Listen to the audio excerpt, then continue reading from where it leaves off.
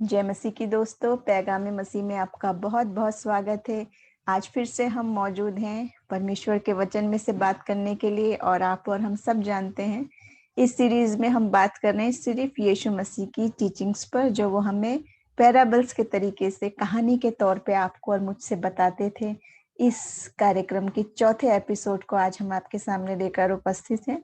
और आप और मैं सब जानते, पिछली श्रृंखलाओं में हमने देखा कि यीशु मसीह एक अंदाज था, उनका एक तरीका था कि वो बड़ी बड़ी स्वर्गीय बातों को, गुप्त गहरी बातों को, आत्मिक बातों को, रूहानी बातों को बहुत ही आसान तरीके से हमारी रोजमर्रा की जिंदगी से जुड़ी हुई बातों की तमसील देते हुए कहानी के अंदाज में वो बातें बताते और समझाते थे। उसी श्रृंखला में आज हम बात करेंगे अगली बात की, जो है जब हम पुराने कपड़े पे नया पैबंद लगा देते हैं। इस बात की चर्चा जो मसीह ने की, वो क्या बात है, उसके मायने क्या है, और आज ये आपसे और मुझसे क्या बात करती है, आपकी और मेरी जिंदगी से आज ये बात कैसे जुड़ी है, उसी पे चर्चा करेंगे। तो मैं आपके सामने पढ़ना चाहूंगी मत्ती 9 और उसका 16 और 17 वचन। देखिए, यहाँ इस तरह लिखा है, कोरे कपड़े का पैबंद पुराने पहरावन पर कोई नहीं लगाता, क्योंकि वो पैबंद पहरावन से कुछ खींच लेता है और वो अधिक फट जाता है। और नया दाखरस पुरानी मशकों में नहीं भरते हैं, क्योंकि ऐसा करने से मशकें फट जाती हैं और दाखरस बह जाता है और मशकें नाश हो जाती हैं। परंतु नया दाखरस नई मशकों में भरते हैं और वो दोनों बची रहती हैं। दो बात यहाँ यीशु मसीह ने कही है, जिसको आप और मैं सोचते हैं कि ये क्या बात है।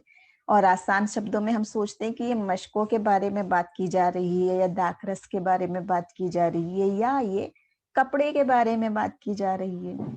लेकिन ऐसा नहीं है। पिछले एपिसोड्स में हमने देखा और समझा, यीशु मसीह एक ऐसा टीचर है जो आसमानी बातें बताता है उन बातों के जरिए से। देखिए, इसके रूहानी मायने में हम अंदर जाएंगे, गहराई में खुदा का कलाम आज मुझसे और आपसे क्या कहना चाहता है। देखिए, कई बार हम इस वचन में देखते हैं कि कई बार हमें पुरानी चीजें पीछे छोड़ देनी पड़ती है। हमेशा हर चीज एक सी नहीं रहती। वक्त के साथ, दौर के साथ, नए चलन के साथ कुछ बातें छोड़नी पड़ती है। देखिए, यहाँ ये मायने नहीं है कि हम नए कॉन्सेप्ट या नई बातें, नया चलन हम शुरू कर दें और अपने पुराने मॉरल्स को भूल जाएं, वो बात नहीं है। लेकिन नया क्या है, नई बात क्या है, वो है यीशु मसीह में नई बात, रूहानी बात हम यहाँ पे कर रहे हैं, सांसारिक बात हम नहीं कर रहे। देखिए, जब हम देखते हैं वचन में यीशु मसीह इस बारे में क्या कह रहा है कि जब से यीशु मसीह है और वो जो बात बताता है वो कुछ नई बात थी। उस दौर के लिए, उस वक्त के लिए वो सब बातें बिल्कुल नई थी। एक नई बात रूहानी अर्थ में थी, क्योंकि यीशु मसीह के साथ सब कुछ बात नई हो जाती है। वचन भी हमें बार बार कहता है, जो मसीह में है वो नई सृष्टि है, पुरानी बातें बीत गई, देखो वो सब नई हो गई। यीशु मसीह में सब कुछ बातें नई हो गई। और उस वक्त जब यीशु मसीह आ रहा है और बता रहा है, और वो उस समय के सारे जो एक घिसे पिटे सिर्फ रिवाज के तौर पे लोग कर रहे थे, जिसमें आत्मिकता कुछ नहीं थी, सिर्फ वो रोज रूटीन की तरह वो सब चीज करते थे और सोचते थे यही काफी है और इसी से हमें छुटकारा होगा, इसी से हमें नजात मिलेगी। वो बात हटाते हुए यीशु मसीह ने क्या बात बताई है, उस बात पे गौर करेंगे। देखिए कि कई बार हमें वो पुरानी बातें, वो उस समय का जो चलन है घिसा पिटा, और वो सब बातें जो एक रूटीन की तरह लोग कर रहे हैं, जिसमें आत्मिकता नहीं है। आज भी हम देखते हैं बहुत सारे जगह में जो पाक रूह नहीं है। हम इंसान अपनी ताकत से, बुद्धि से, बल से, क्षमता से कुछ भी करते रहे, जहां प्रभु की मौजूदगी नहीं है, जहां यीशु मसीह की उपस्थिति नहीं है, तो वो सब पुरानी बीती हुई बातें हैं। क्योंकि आज मसीह चाहता है कि जहां जो काम हो वो मसीह की, उसकी मौजूदगी में, उसकी पाक रूह की भरपूरी में हो, ताकि वो सुपर नेचुरल ब्लेसिंग्स आपको और मुझे मिले और हम उसे चख के परख के देखें कि मसीह में नया आखिर क्या है। तो देखिए, उस समय वो बता रहा है कि उस समय क्या बात यीशु मसीह बताना हमें चाह रहा है, कि उस समय की बातें अब नहीं चलेंगी, क्योंकि यीशु मसीह उस सच्चाई को, उस सही बात को उनके सामने रख रहा है, जो अब तक उन लोगों ने नहीं सुनी थी, नहीं जानी थी। यीशु मसीह चाहता है कि अब वो जो पुराना चले आ रहा रिवाज है उसको जरा हटके मसीह में हम नई सृष्टि हैं, नई बातें हैं, वो क्या बातें हैं। तो वो इतिहास में भी हम देखते हैं, अपने व्यक्तिगत जीवन में भी देखते हैं, अपने रूहानी जिंदगी में भी देखते हैं कि यीशु मसीह के बाद आने के बाद सारा इतिहास ही बदल गया। बाइबल भी हम देखते हैं, ओल्ड टेस्टामेंट में, न्यू टेस्टामेंट में, और सारी बातें जब हम जानते समझते हैं तो देखते हैं क्या क्या क्या क्या क्या क्या बातें बदल गई। और आज हम भी कहते हैं कि जब से प्यारा यीशु आया मेरा जीवन बदल गया, हमारी जिंदगी बदल गई। कैसे बदली? सब कुछ नई हो गई यीशु मसीह के आने से। तो यहाँ पे जब हम देखते हैं कि वो लोग उससे सवाल की तरह पूछने आ रहे थे, पहले इससे पहले उपवास के बारे में, रोजों के बारे में बात चल रही थी, फास्टिंग के बारे में बात चल रही थी। मत्ती 6 और उसकी 16वें वचन में है यीशु मसीह जो उपवास के बारे में ये बात हमें बताते हैं कि तुम जब उपवास करो, फास्ट रखो, तो कपटियों की तरह तुम्हारे मुंह पे उदासी ना छाई रहे, क्योंकि वो अपना मुंह बनाए रहते हैं ताकि लोग उन्हें उपवासी जाने। मैं तुमसे सच कहता हूँ कि वो प्रतिफल पा चुके, यानी वो अपना रिवॉर्ड पा चुके। यीशु मसीह तो ये बात कह रहे हैं उपवास के बारे में, फास्टिंग के बारे में।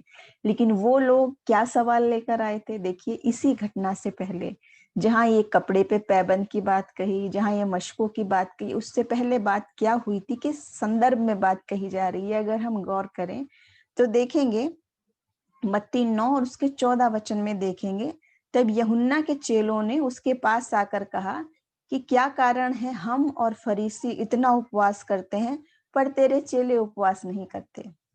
यीशु ने उनसे कहा, क्या बाराती जब तक दूल्हा उनके साथ है शोक कर सकते हैं? पर वो दिन आएंगे कि दूल्हा उनसे अलग किया जाएगा, उस समय वे उपवास करेंगे। यीशु मसीह ने जवाब क्या दिया? यीशु मसीह का एक अंदाज था, बहुत गहरा अंदाज था। ऐसा जवाब था कि वो सवाल का जवाब भी सवाल से देते थे। वो खुद उनसे पलट के वो सवाल कर देते थे कि जिसमें खुद ही जवाब है, और जो प्रश्न पूछा जा रहा है, जो क्वेश्चन पूछ रहे हैं वो खुद ही उनके पास कुछ कहने को नहीं, और उनके मुंह बंद हो जाते थे। उनके पास आगे कोई भी तर्क वितर्क करने का, अपनी बात को बोलने का जवाब ही नहीं होता था, क्योंकि यीशु मसीह जो सवाल रखते थे वो खुद ही में एक जवाब है। ऐसा नहीं था, यीशु मसीह चाहते तो हो सकता था कि वो नहीं देते उसकी हर बात का जवाब। हम भी, आप और हम भी है कि नहीं? कई बार कोई लोग बहुत जवाब सवाल करते हैं तो हम कई बार नहीं देते, इग्नोर कर देते। लेकिन यीशु मसीह ने हर एक बात का ऐसा ऐसा ऐसा जवाब दिया कि खुद उसने उनसे सवाल पूछा। देखिए क्या पूछा कि जब तक दूल्हा उनके साथ है क्या वो शोक कर सकते हैं? और ऐसी बात पूछी कि आप और मैं सब जानते हैं इसका जवाब क्या है। जब हमारे शादी में, जश्न में जाते हैं, दूल्हा जब हमारे साथ है, हम सब बाराती हैं, उसकी खुशी में शामिल हैं, तो क्या करते हैं? जश्न मनाते हैं, खाते पीते हैं, आनंदित होते हैं उसके साथ। एक उत्सव का, एक जश्न का माहौल होता है वहां। लेकिन जब हम उपवास करते हैं तो अपने दिलों को तोड़ के आते हैं, एकांत में आते हैं, दुख में आते हैं, उसकी उपस्थिति में आते हैं, और वो एक अलग माहौल है। जो उपवास की बात है वो शादी और बारात की बात से मैच नहीं करती, अलग अलग बातें हैं। यीशु मसीह के सवाल में ही जवाब छिपा हुआ था। लेकिन अब आज आप कहेंगे, मैं कहेंगे कि ये तो उस समय की बात है। अब आपके और मेरे से संबंधित कैसे है? आपका और मेरा इससे क्या मायने हैं? मसीह हमसे भी वही बात कह रहा है, तो क्या मायने हैं? उसी में आगे हम जाएंगे। यीशु मसीह क्यों कह रहा है ये सारी बातें? देखिए, क्योंकि जब हम देखते हैं, उस समय हम जब देखते हैं, ओल्ड टेस्टमेंट में भी ये बात है कि वो सब लोग जो हैं वो प्रतीक्षा कर रहे थे, इंतजार कर रहे थे मसीह के आने का। कि बहुत लंबे समय से, बहुत लंबे समय से बहुत भविष्यवाणियां की गई थी, बार बार लिखा जा रहा था कि ऐसे ऐसे उद्धार करता आएगा, मसीह आएगा। और वो सब लोग जो हैं इस्राएल के संबंध में प्रतीक्षा कर रहे थे यीशु मसीह की। लेकिन जब हम देखते हैं न्यू टेस्टामेंट में, तो हम देखते हैं कि ये जो बात है वो इसराइलियों के बारे में नहीं, बल्कि उसकी कलीसिया के बारे में हो गई है बात। संपूर्ण कलीसिया, पहले इसराइली प्रतीक्षा कर रहे हैं, और बाद में हो गया कि वो दूल्हा आएगा और वो अपनी दुल्हन को, कलीसिया रूपी दुल्हन को लेके जाएगा। और वो दुल्हन क्या है? जो मसीह में है। वो सब लोगों के लिए ये बात उतनी ही सच है आपके और मेरे लिए भी। ऐसा नहीं है कि उस समय की लिखी हुई बातें हैं। देखिए, मसीह की कही हुई बातें जो हैं वो जीवित बातें हैं, उसमें जीवन है, उसमें सामर्थ्य है, और वो कल, आज और युगानुयुग यानी हमेशा के लिए एक सी है, बदलने वाली नहीं है। ना तो यीशु मसीह बदलने वाला है, ना उसका वचन बदलने वाला है। वचन क्या कहता है? आकाश और पृथ्वी टल जाए लेकिन मेरा वचन नहीं टल सकता। तो ये जो यीशु मसीह की बातें जो वो स्वर्गीय बात बताता था, वो सब के लिए उतनी ही सच है। जितनी उस समय थी, आज भी उतनी ही सच है। जिसका हम इंतजार कर रहे हैं और उस समय भी कर रहे थे, वो भविष्यवाणी बार बार हो रही थी कि एक नजात देने वाला आएगा, सेल्वेशन मिलेगा, उद्धार देने वाला आएगा, मसीह आएगा। वो यही यीशु मसीह है कि जिसका वो इंतजार कर रहे थे। और जब वो आ गया, जब वो उसकी संगति में है, तो वो उनका इंतजार जब पूरा हुआ तो वो कितने आनंदित होंगे। ये तो उत्सव का वक्त है, ये तो खुशी मनाने का वक्त है, उनके साथ आनंदित होने का, शामिल होने का, उसके साथ संगति करने का, फेलोशिप करने का मौका है। तो वो कैसे वो उपवासी जाने उनको, ये मतलब था उस समय मसीह का कहना। और आज भी आप और मैं जो प्रतीक्षा कर रहे हैं मसीह के आने की, यीशु मसीह जो जल्द आने वाला है अपनी कलीसिया को लेने, और वो वक्त हमारे लिए, जो उसके लोग हैं, जो उसकी राह पे चले, उनके लिए तो आनंद की बात है कि हमारा इंतजार पूरा हो। जिसकी प्रतीक्षा कर रहे हैं वो आ गया। तो यहाँ पे जब हम देखते हैं कि यीशु मसीह ने बाद की बात क्यों कही, उसमें हम देखते हैं, ये अभी बताया हमने कि ऐसा वक्त आएगा, उसने बाद में कहा मत्ती 9 और 15 में, कि ऐसा वक्त आएगा कि जब दूल्हा उनसे दूर किया जाएगा और तब वो उपवास करेंगे। यहाँ यीशु मसीह क्या कह रहा है? आगामी बात बता रहा है, आने वाली बात को, अपनी मृत्यु की बात को, जो क्रूस पे वो जान देगा। एक वक्त आएगा जब दूल्हा अपने लोगों से, बारातियों से अलग किया जाएगा, और ये जश्न का माहौल तब नहीं होगा, तब उपवास का मायने होगा। ये बात यहाँ मसीह इन बातों में बता रहे हैं। और वो लोग सोच रहे हैं सिर्फ शाब्दिक बातों में, जैसे आप और मैं भी, बहुत सारे लोग, जब तक हम उसकी पाखरू की हिदायत से सच नहीं जानते, वो अंदर का उसका प्रकाशन नहीं समझते, उसको नहीं जानते मसीह इसमें छिपी हुई गहरी बात क्या कह रहा है, तो हम ऊपरी बात समझते हैं, सिर्फ शब्द की बात, कि ये शायद कपड़े की बात कह रहा है, ये मशकों की बात कह रहा है, ये दाखरस की बात कह रहा है, ये उपवास की बात कह रहा है। कि मसीह वो बात प्रकट कर रहा है आने वाले दिनों की, जब हमारे से ले लिया जाएगा, मतलब है क्रूस पर बलिदान की बात।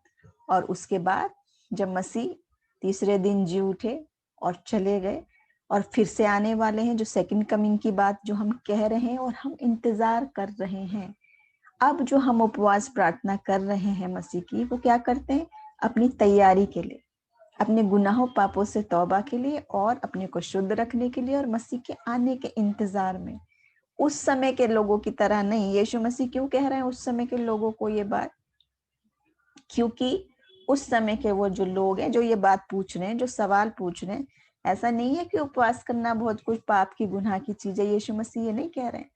मसीह उन लोगों को कह रहे हैं जो कपटी लोग कह रहा है, जिनको, जो सोच रहे हैं ये सब जो हम अपनी अपनी योग्यता, अपनी हम जो करते रहे वो सारे रूटीन, उससे हम धर्मी हो गए, और दूसरे को हम दोष लगा रहे हैं, उसमें हम ऐब ढूंढ रहे हैं, उसमें हम रूहानी बातों को अगर हम ग्रहण नहीं कर रहे और सोच रहे हैं बस मेरे प्रयासों से मैं जो करता जा रहा हूँ उसी से मुझे, मैं धर्मी बन जाऊंगा, उस चीज का खंडन कर रहे हैं यीशु मसीह।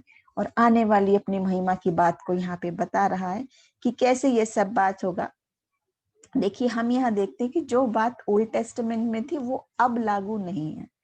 यीशु मसीह ने जो बात कही वो एक नई बात करी। वो मसीह के आने के बाद सब कुछ नया हुआ, जो क्रूस पर है। क्रूस पर का एक वचन भी है कि पूरा हुआ, और वो सब बातें अब पूरी हुई। और एक खास बात, जब हम देखते थे यीशु मसीह की क्रूस में, तो एक वर्णन है कि जब यीशु मसीह ने अपने प्राण त्यागे तो क्या क्या हुआ, वो सारी बातें। उनमें एक बात है कि मंदिर का पर्दा ऊपर से नीचे तक फट गया, अलग अलग हो गया। उसका क्या मायने है? जब हम ओल्ड टेस्टामेंट देखते हैं तो देखते हैं बहुत सारी बातें थी, और हर इंसान की पहुंच प्रभु तक नहीं थी, खुदा तक नहीं थी। आदम और हवा के पाप के बाद इंसान दूर हो गया परमेश्वर से, और पहुंच नहीं थी।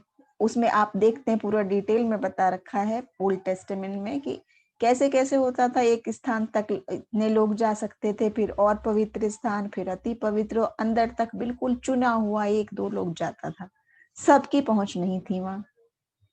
यीशु मसीह के क्रूस पे बलिदान के वक्त वो पर्दा जो बीच में था, जो सबको अलग अलग कर रहा था, वो हट गया। अब एक हो गया, मिलाप हो गया परमेश्वर से, फिर से एक हो गए यीशु मसीह की मृत्यु से। और वो सब कुछ पूरा हुआ जो उसके जन्म की योजना थी। आज आप और हम क्रिसमस की तैयारियां करते रहते हैं और इतनी इतनी सी बात समझते हैं बस कि वो सेलिब्रेशन जैसे हम इंसान का मनाते बर्थडे, बस उतनी ही बात समझ रहे हैं कि बस यीशु मसीह का भी मना लेंगे और बड़ा मन जाएगा। ये बर्थडे छोटा है, वो क्रिसमस है तो सारी दुनिया मना रही है और भी बड़ा है। और ये जो गहरी बात है, जो उसकी योजना है पूरी मसीह की, वो इन आयतों में भी है। जिनको हम सोच रहे हैं ये तो ऐसे ही बात है, ये गहरी बात है, इनमें भी है छिपी हुई। तो यहाँ यीशु मसीह बता रहे हैं कि जो उस वक्त था वो अब बदल गया, अब वो नहीं है, अब मसीह में वो नई बात है, नया वाचा है। देखिए, हम देखते हैं यीशु मसीह ने ये बात क्यों कही, एक कपड़े की बात, कि पुराने पे आप नया का लगाओगे पैबंद, उसको सिलने के लिए, उसको ढांपने के लिए, उसके उस फटे हुए को अगर आप ठीक करना चाहेंगे, रिपेयर करना चाहेंगे, नया लगाएंगे तो नहीं लगाते, क्योंकि वो उसको भी फाड़ देगा और दोनों कोई वो कंपैटिबल नहीं है, वो गड़बड़ हो जाएगा काम। और दूसरा उदाहरण दिया था मशकों का कि पुरानी में नया नहीं भरते, वो सब बताया आप और मैं जानते। लेकिन मायने क्या है कहने का, ये उदाहरण मसीह ने उस समय इसलिए दिए क्योंकि ये चीज उनको वहां समझ में आने वाली बात थी, उस समय ये चीजें थी। अब आप और मुझे क्यों नहीं समझ आ रही, क्योंकि वो मशकों की बात है ही नहीं, आपके और मेरे सामने वो चीज है ही नहीं, इसलिए हम नहीं समझ रहे। कपड़े की भी पहरावन की बात है कि उस समय जो टेक्सचर था कपड़े का वो फर्क था और वो खींच लेता था पुराने कपड़े को। अब तो बहुत सारी टेक्निक्स हो गई हैं, फिर भी हम नहीं लगाते हैं पुराने का जोड़। लेकिन अगर हमको और आपको ये बात आसान तरीके से समझनी हो तो हम क्या समझेंगे कि आप अगर कनेक्टेड होना चाह रहे हैं ऑनलाइन अपने दोस्तों से, तो उसके लिए स्मार्टफोन होना चाहिए, तब आप कनेक्ट होंगे।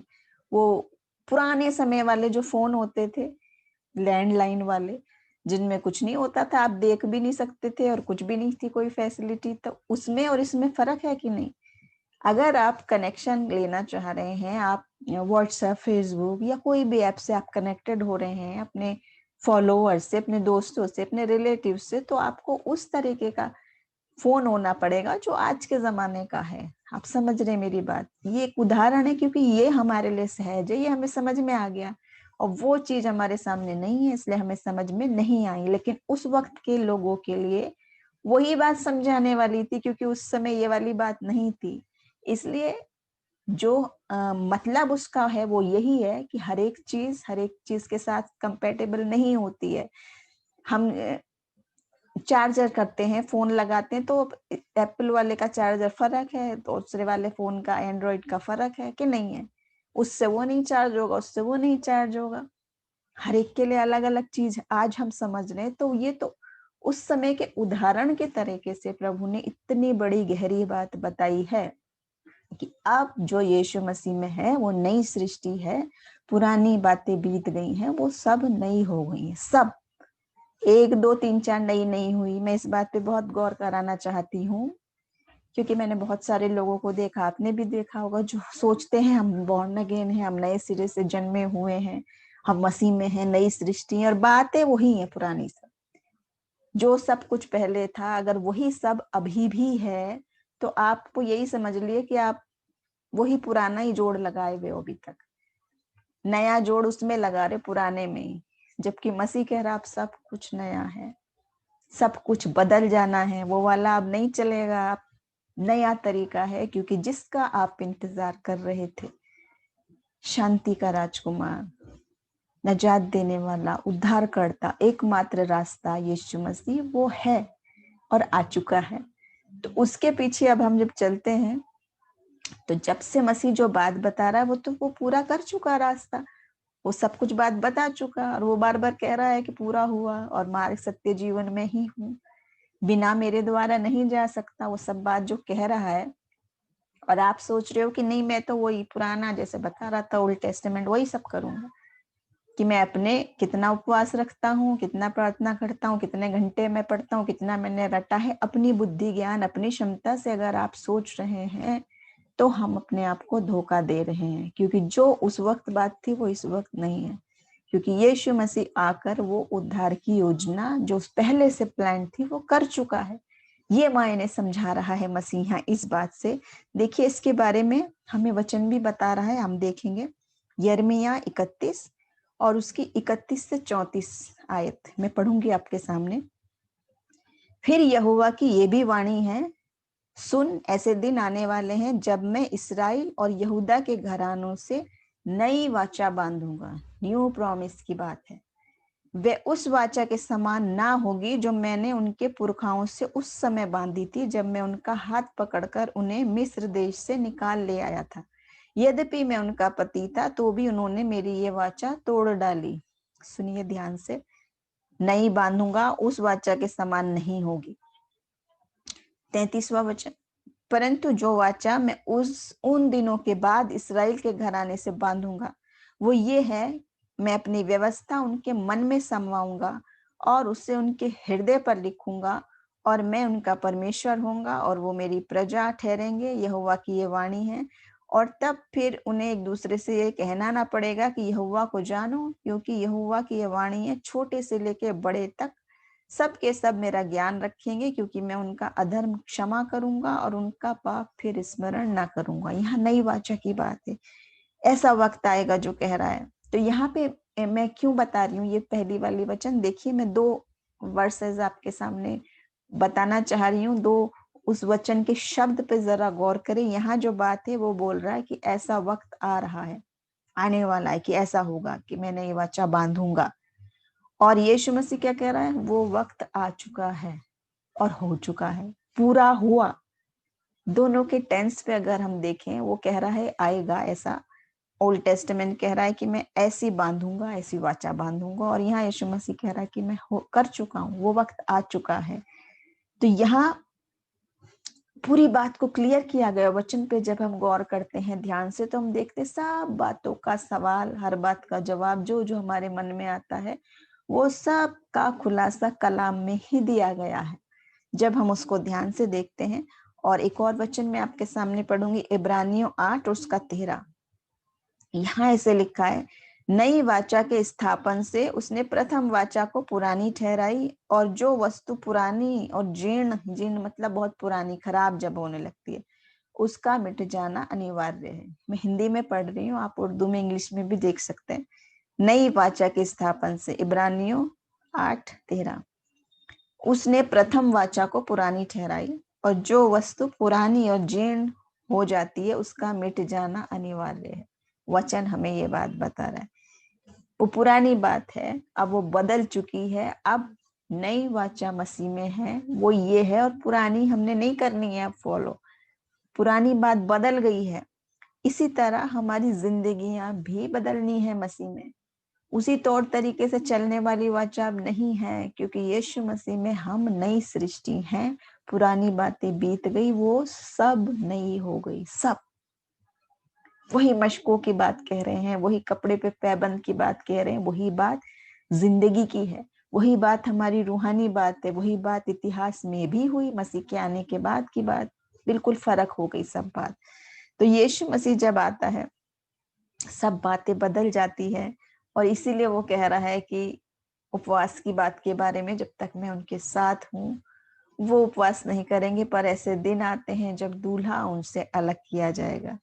तो यहाँ यीशु मसीह में आने के बाद भी क्या क्या बातें हैं, अब हम उस पर गौर करेंगे। सबसे पहली बात है कि जो ये हमारे में चेंज की बात है कि सब नया हो जाए, वो सिर्फ परमेश्वर की सामर्थ है, वो आपकी और मेरी योग्यता नहीं है। वचन भी बार बार बताता है, न बल से, न बुद्धि से, न सामर्थ्य से, न अपनी ताकत से, अपने प्रयासों से नहीं कर सकता कोई भी, पर सिर्फ परमेश्वर की दया से और उसके अनुग्रह से ये सब बातें नई हो जाती हैं। स्वयं से कोई नहीं बदल सकता। वचन भी बार बार कहता है, देखिए यूहन्ना 3:7 में जो जिक्र है बॉर्न अगेन होने वाली बात का, जो जिक्र है कि कैसे होना है, तो वो रूहानी अर्थों में बताई हुई बात है।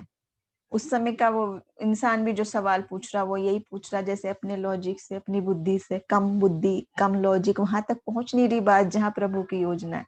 और वो कह रहा है कि मैं कैसे नए सिरे से जन्मूं, क्या दोबारा मैं अपनी माता के पेट में जाके जन्म लूं, कैसे लूं, क्योंकि उतनी ही बुद्धि उतनी ही लॉजिक, वही बात इंसानी बुद्धि।